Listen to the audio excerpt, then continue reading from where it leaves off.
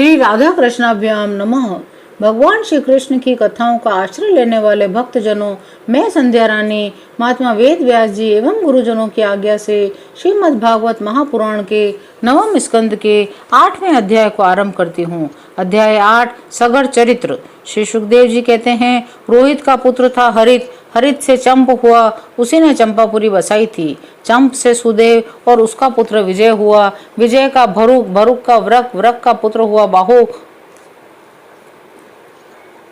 शत्रुओं ने बाहुक से राज्य छीन लिया, तब वह अपनी पत्नी के साथ वन में चला गया। वन में जाने पर बुढ़ापे के कारण जब बाहुक की मृत्यु हो गई, तब उसकी पत्नी भी उसके साथ सती होने को उद्यत हुई। परंतु महर्षि और को यह मालूम था कि इसे गर्भ है, इसलिए उन्होंने उसे सती होने से रोक दिया।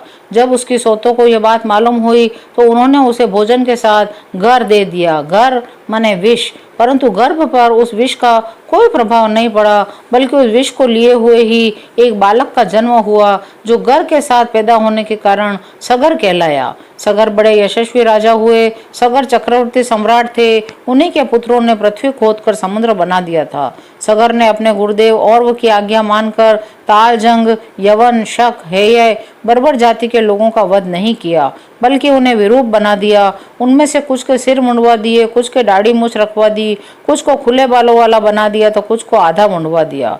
कुछ लोगों को सगर ने केवल वस्त्र ओढ़ने की आज्ञा दी तो कुछ को केवल लंगोटी पहनने की।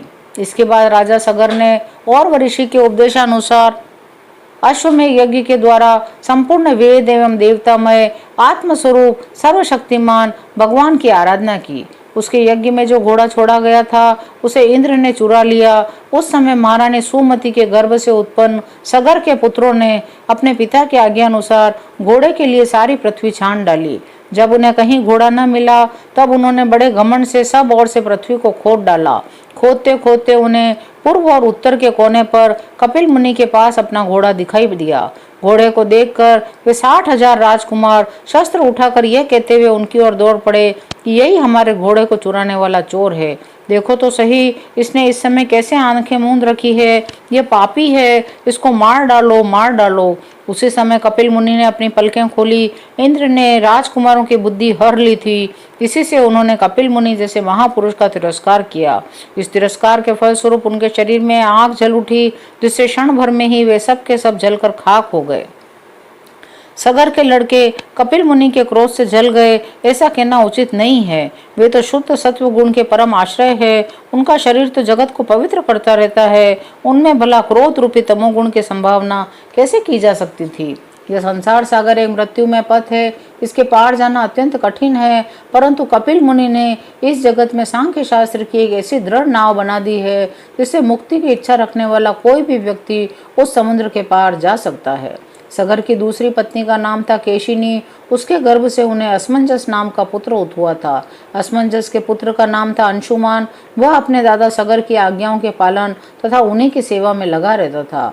असमंजस पहले ही जन्म में योगी थे। संग के कारण वे योग से विचलित हो गए थे, परंतु अब भी उन्हें अपने पूर्व जन्म का स्मरण बना हुआ था। इसलिए वे ऐसे काम किया करते थे जिनसे भाई बंधु उन्हें प्रिय न समझें।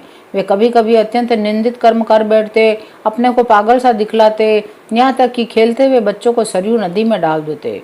इस प्रकार उन्होंने लोगों को उद्विग्न कर दिया था। अंत में उनकी ऐसी करतूत देखकर सगर ने पुत्र स्नेह को तिलांजलि दे दी और उन्हें त्याग दिया। तदनंतर असमंजस ने अपने योग बल से उन सब बालकों को जीवित कर दिया। अपने पिता को दिखाकर वे वन में चले गए।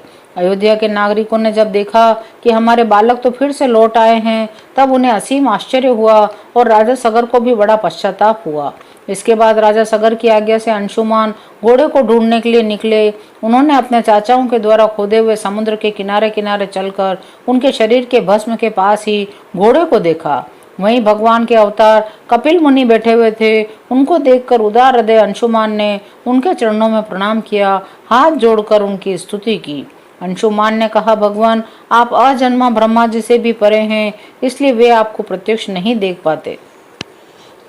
संसार के शरीरधारी सत्वगुण, रजोगुण या तमोगुण प्रधान है। वे जागृत और स्वप्न अवस्थाओं में केवल गुणमय पदार्थों, विषयों को और सुषुप्ति अवस्था में केवल अज्ञान ही अज्ञान देखते हैं। इसका कारण यह है कि वे आपकी माया से मोहित हो रहे हैं। आप एक रस ज्ञान घन हैं। सनंदन आदि मुनि जो आत्मस्वरूप के अनुभव से माया के गुणों के द्वारा होने वाले भेदभाव को और उसके अज्ञान को नष्ट कर चुके हैं, आपका निरंतर चिंतन करते रहते हैं। माया के गुणों में ही भूला हुआ मैं मूढ़ किस प्रकार आपका चिंतन करूं? न तो आपका नाम है, न तो रूप, आप में न कार्य है न कारण, आप सनातन आत्मा हैं। ज्ञान का उपदेश करने के लिए ही आपने यह शरीर धारण कर रखा है। हम आपको नमस्कार करते हैं।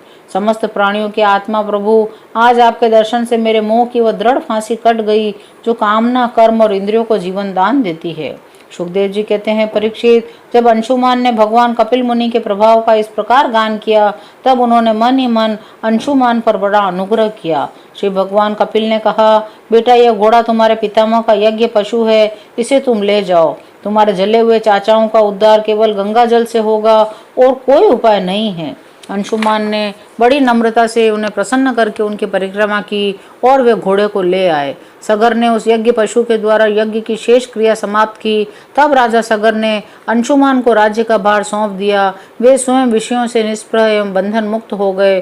उन्होंने महर्षि औरव के बतलाए हुए मार्ग से परम पद की प्राप्ति की। 8वां अध्याय यहीं समाप्त होता है। शेष अगले अंकों में। जय श्री कृष्ण।